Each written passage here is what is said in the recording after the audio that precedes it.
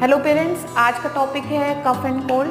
Seasonal variation ongoing है। जितने भी पेरेंट्स अपने बच्चों को लेके ओपीडी में आ रहे हैं, मेन कंप्लेन करते हैं कि बच्चों का कफ जा नहीं रहा। 5 से 7 दिन हो गए हैं लेकिन कफ स्टिल परसिस्ट कर रहा है। सो प्लीज़ डोंट वरी, अगर बच्चा एक्टिव है, बच्चे को फीवर नहीं आ रहा, यूरिन अच्छे से पास कर रहा है, तो इट्स एलर्जी कफ। धीरे धीरे कफ अपने आप सबसाइड हो जाएगा।